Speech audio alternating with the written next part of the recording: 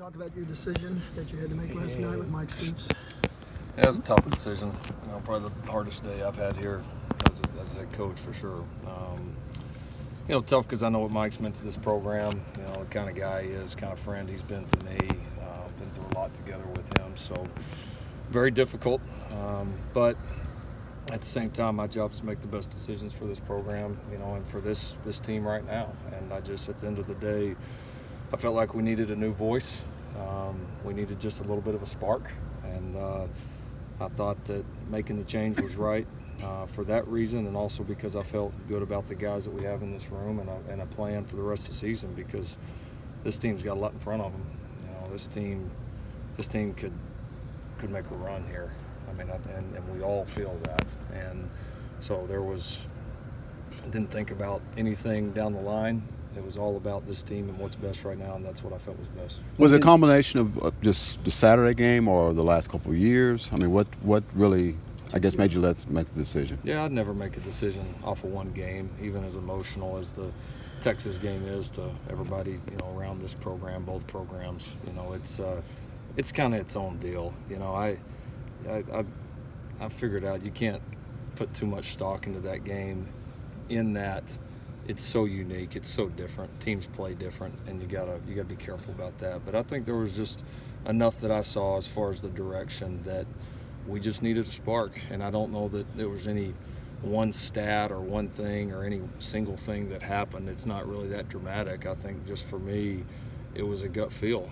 And coming back after that game and just thinking through it, and slept on it, and then had conversations with Mike and other people that I respect, and I just felt like it was the right thing to do. Lincoln, obviously on game day you relied on Mike to make your calls. How do you deal with that moving forward? Well, we've got a plan going forward, but we're less than 24 hours into this thing, so I don't know that I want to put all of our business out here. Ruffin's the defensive coordinator. He's going to call the game. But how we, work with the rest of the staff, all that, we're working through. And I think we've got some good leads, some good plans right now, but I'm sure that'll evolve here through this bye week and into next week. And, we've got a talented staff in there, so now we're simply putting the pieces where they best fit so we can get the most out of every coach in that room. Lincoln, did you consider making this move after the Rose Bowl? No, I didn't. I went back and looked at our tape. Went back and looked at the way we played in the Rose Bowl. I thought we had a really, really good plan in the Rose Bowl. And it's, when you're in the national semifinal and Big 12 champions, that's easier said than done. You know what I mean? Fact of the matter is, we won 2 conference championships the first 2 years, and we've been 17-3 together since. So it made it damn hard to make it right now. But that's a difficult part of this business. We've won at a level that 99.9% of the programs out there would kill for. But our job is we look at the results, but also can we do better? And I thought, that this would have a chance to make us a little bit better right now. How do you get guys, Lincoln, to tackle better, to cover better, and all that stuff, rush the passer better, play better technique with a new defensive coordinator? How does that happen? Well, it's playing good football, whether it's offense, defense, or special teams, takes everybody. It's not. There's never one thing or one person that's the cause. And so, like I said, I felt like we needed a spark. I felt like sometimes just one little thing can kind of get you going. And very similar to how that game was the other day. We got one little spark of momentum with the team, and then we took off and played much closer to the way we're capable of there in that fourth quarter. And so we need that to happen for this whole team and for this defense right now. Lincoln, you've obviously worked with Ruffin a long time, but he's been in this exact situation before. Did that make this an easier call? Yeah, it did, as far as, what decision would be made, because there's several guys in that room that I think are more than qualified and good enough coaches to have been the coordinator. And so there was, when I first started thinking about it, there was some back and forth in my mind, not indecision, but just options. Just what do if we did make this move, what would we do? But at the end of the day, I thought we needed somebody to unite the group, and it was just really tough to look past Ruffin's experience. He's done so much in his career, very little in college football that he hasn't done. He's been in this situation. I got to see it firsthand, both as a coordinator and then as a head coach for the Alamo Bowl, and I was very confident in his ability to handle it. And he's one of those guys with what he's been through that he doesn't have to sit back and think when this happened. He didn't have to sit back and think, oh, what do I do? He knows exactly what to do. And he'll, unite that staff and unite those players and get us playing at a high level. Lincoln, how much do you use this week as experimentation on guys and seeing what else you got on defense and that kind of thing? Well, you're always doing that. You get a little bit more time to do it this week just because you don't have a specific opponent that you're preparing for and you're not as preoccupied with that. So, we'll start to get healthier as this thing goes on. I think some of these young players that maybe have played some here and there are going to continue to grow and have a chance to, like most young players do, start to take off in the second half of the season. And look, when you don't play the way you expect to on any side of the ball, you're always going to reevaluate and always make sure that you're getting the best 11 guys out there. And if some guys aren't getting it done, then other guys have got to get that chance. What were the conversations with the players like when you told them, and can you expect to see changes, things that they schematic or anything like that with the new coordinator? Conversations were tough. We met with them this morning, before we put the statement out. In this day and age, it's impossible it's sickening, but it's impossible to keep, anything down.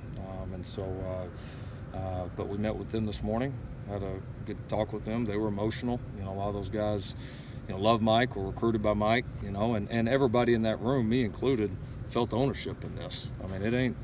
It damn sure ain't all Mike's fault. It's my fault. It's every coach in that room's fault. It's every player in that room's fault. We all own it. And so I think we all, you hate that part of it, but that's, they understood, why we did it. And they, I'm always very honest and open with my players. I don't hide things from them. They have a right to know. And so we went through why we did it. We went through the plan going forward, what we expect. And, they're resilient. They'll bounce back. They'll play hard for Ruffin. They'll play hard for Mike. I guess that'll be their, the way they play would be their chance to make it right by everybody, to make it, to send the message that they love Coach Mike and that they care about this team going forward. What do you remember about the way that Tech defense reacted to when Ruffin took over in 07? Yeah, he's got a gift with people. I think everybody sees that. Anybody that's had a chance to interact with him, he's got a tremendous gift with people. And I felt like that's what we needed right now. And he's, very confident because he's been through this. He's been through a lot in this game. And so I just remember a very spirited group, a group that had been beaten down a little bit that kind of came back and really, it changed our program there. We went from a perennial win 7, win 8, score a bunch of points, but this or that, to a national championship contender, very quickly at Texas Tech. And Ruffin and that staff, those defensive players, were a huge reason why. So, he's got the track record of being able to have success in a situation like this. Lincoln, you brought in Bob Diaco as an analyst. Can you talk about a little bit about what he brings and what you kind of learned about him as a coach? Yeah, I'm excited, for Bob and that opportunity. Not obviously never thought it would happen this way, but we knew we were bringing in a quality coach when he came in, and so lucky to have him on staff. Guy's again done a lot in his career, coordinated at major schools, had a ton of success. Has been a Burroughs Award winner, and he's had a chance now to get to know our kids. Which I think in situations like this is important. So I think he'll be valuable. You look at that staff room right now. Tim Kish has been an interim head coach. Ruffin's been an interim head coach and an interim defensive coordinator. Diaco's got the experience he does. Kerry Cooks has the experience he does. Calvin Thibodeau's growth as a coach, I've been really proud of him. So we got a darn good room right there, and they'll find a way to make it work. Lincoln, players were quick to jump on social media and show support for Coach Stoops. What does that say about his relationship with those guys? Yeah, just what you hear on the outside is not always true. The people inside the walls know, and the players know, and so that reaction is not surprising to me. Maybe some on the outside, but that tells you that people on the outside don't get it. Lincoln, I imagine when you met with Mike yesterday, there was a lot of you that thought that it's a business, cold as it is, this is part of it, and yet you had to juxtapose that against the fact that this has to be an emotional situation for me, given not just Mike but Bob and what he means to you. How was dealing with that juxtaposition? Tough. Tough. It's real, and it's as much as you want to take the human element out of it, we're all humans. So It was the fact that he's, that it's Bob's brother.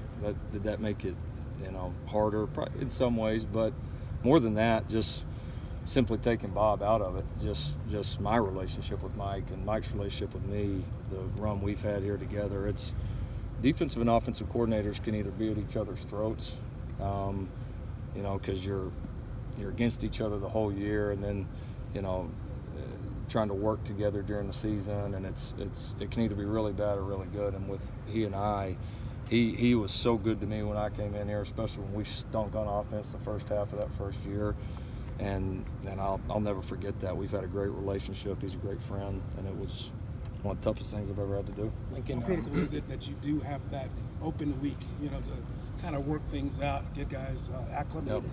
Yeah, it helps. I mean, it's gives us time to work through some of the kinks and kind of get organized and kind of get new staff, new pieces in place. Lincoln, you mentioned that his voice, you need a new voice. Why do you think Mike's voice wasn't being heard how it should be, and what happens when you lose that in a coach? Yeah, I don't know. It's lost. It just sometimes you just need a spark. I mean, in this game, it's kind of like I said earlier. It's so hard to make it all work. I mean, so many things, people have to come together, and one little thing here and there can throw it off. I mean, it's the margin between being good and great is so thin. The margin between winning and losing is remarkably thin. And so I don't think his voice was lost. I just felt like we needed a new spark and a new voice. So again, you've won 3 straight Big 12s. You've been in the national semifinals 2 out of the last 3 years. We're 17-3 together, and all 3 of the losses have been narrow 1-score games. So I mean, it's not lost, and it wasn't awful. It was just, for me right now, I thought it was the best decision. Can you describe, or there's been a lot of reports and some things on TV that we saw at halftime of the game, emotional outbursts, players upset. Oh yeah.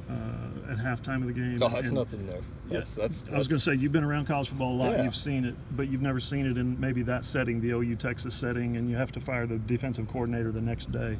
Was that unusual? Was that part of it unusual? No. I've never had an OU Texas game where there wasn't an emotional outburst at halftime. I was one of them. So I mean, that's college football. I've been in locker rooms when we've been up 35-0 and have emotional outbursts. That's reality inside the ropes as opposed to outside the ropes. You have to talk to the guys about that, though. Like Monday when you have the meeting about Mike, you have to tell them, look, we had some things happen. If I got guys that are too emotional or care too much, then I can deal with that problem. Lincoln, could you kind of just address, your dealings in a situation like this? Did you have to meet with President Gallagher? Did you have to meet with Joe Castiglione? Did you all meet together? Or is this just something that you make on your own and you kind of tell those guys what you're going to do? I don't know how specific I want to get into that. I mean, it was my decision only. I mean, no, You weren't pressured into making any Oh, decisions? no. Oklahoma doesn't work like that. Other places do, and that's why they go up and down. But Oklahoma, the people that make the decisions are the people that should make the decisions, and that's why this place has been so good for so long. So absolutely not. Of course, you have bosses. I have people that I answer to, and I make them aware of big changes or anything going on in the program that we need to. And we have a great open communication system with our president and that office with Joe, of course, and his group. But no, this place wouldn't be like it is. You wouldn't see all them banners up over there if that's how this place was run. Lincoln, you guys, Mike clearly knows what he's doing. Oh, yeah. He's proven that. Why do you think when you evaluate what's been going on, why do you think it didn't work? That's a great question. There's a lot of factors there.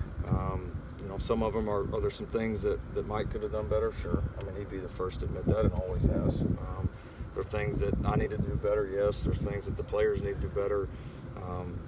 Like I've said a lot of times, I think recruiting it's improved a lot, but when our talent, I think, base defensively is getting there, but it's not elite yet. But we're not far off that. So a lot of factors. At the end of the day, it's tough to quantify, how much each one means. We all try to sit there and do it, but it's again, for me, just kind of gut feel on the direction we needed to go. Ruffin and Diaco are here for the rest of this year. Do you consider what's going to happen in the future, or do you still take it week by week? No, because this team this team, and I would probably think the same thing right now if we were 1-5. You know, it's just you owe it to this team. You know, you owe it to this team to try to do the very best that you can right now. And this team happens to have a chance to accomplish every single goal that we had at the beginning of the year, and I think is very capable of doing it. So, you know, that's we'll deal with next year when next year comes. You talked about needs a spark, but I wonder, is something missing in terms of, is it execution? Is there some intangible? Is there a confidence issue that you think you can address with this? You know, once again, it just takes so much to go right, and everything's got to be on point to play well. I mean, especially in this league defensively. I mean, if you're not playing with your hair on fire, every assignment good, tackling well, this or that, people are going to expose you in a heartbeat. And so the margins are thin. And so, you know, at the end of the day, we needed a little bit of a jolt. We needed a new voice, and that's why we did it. Lincoln, you talk about emotional outbursts. There's a report about Curtis Bolton perhaps leaving the stadium. Did that happen, or was that blown out of proportion? Can you address that? Yeah, blown out of proportion a little bit. It was, I think, after half, just emotional, and had to. Sometimes guys get emotional and have to just remove themselves from the situation a little bit. I mean, that's a heated game. It's a heated locker room. You know, Curtis has been a warrior for us all year. He's one of our emotional leaders, no question. Wears his heart on his sleeve, like some of our guys do, and so. But no, I think probably something that was blown out of proportion a little bit. Everybody seems to like Ruffin McNeil pretty much. What's Bob Diaco's report for the players? I know he's a defensive analyst. How much did he actually get to be involved with the players prior? A little bit. He hadn't been able to coach them or, you know, be involved as far as meeting them, things like that. But he's had a chance to get to know our guys, you know, just kind of off the field, different team events, just being around the guys. So he does a good job. He's energetic around the guys, really smart guy, but really cares about them, is invested in getting to know them. And so, you know, him being here as opposed to just some guy off the streets that they don't know yet is a big advantage right now. Lincoln, you mentioned you know, recruiting and continuity, even back when, you know, after the Rose Bowl and everybody was asking why you kept Mike.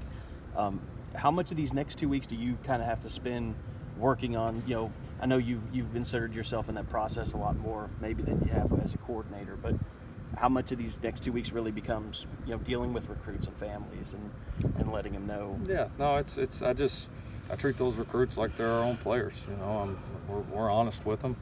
We let them know what the situation is. We've built strong enough relationships with a lot of these people that they understand that, you know, we don't come to a decision like this lightly. We do it. We think it's in the best interest of either their child that's here now or their child that's going to be here in the future. And so our parents and kids know that, and they all love Mike, but they all understand, you know, the business, and that we're, you know, it's the right thing right now. Young blood, fresh ideas is sort of a common theme in modern offense. Is it the same with defense? Sometimes you need new ideas and a new way of doing things, especially from a younger coach. I mean, it worked out great with you coming in and the offensive side. Yeah, I don't know if the youth has as much to do with it. Maybe I think now you just see more young guys getting opportunities as opposed to 15, 20 years ago when nobody was going to hire a 27-year-old offensive coordinator or a 30-year-old NFL head coach. That just wasn't going to happen. And so it happens now, and we notice it more. But I think, you know, new sometimes is better. You know, new, I say better, but new sometimes can give you that spark, you know, can give you that lift, and that's what we're counting on right now. Lincoln, you get a lot of attention here all the time. I realize that comes with being head coach at Oklahoma, but when you do something like what happened yesterday, do you expect that glare to somehow intensify, that everything really falls, if it wasn't already on you moving forward since you made the decision, you made the call? Like you said in the question, it's just part of being the head coach here. You know, there's going to be a lot of great days. We've had a hell of a lot more really, really good days than tough days, but you're going to have tough days with this job. And, you know, I knew that coming in. Doesn't make it any easier, but that's part of the responsibility that I accept and I understand. Thanks. All right. Lincoln, thanks. All right.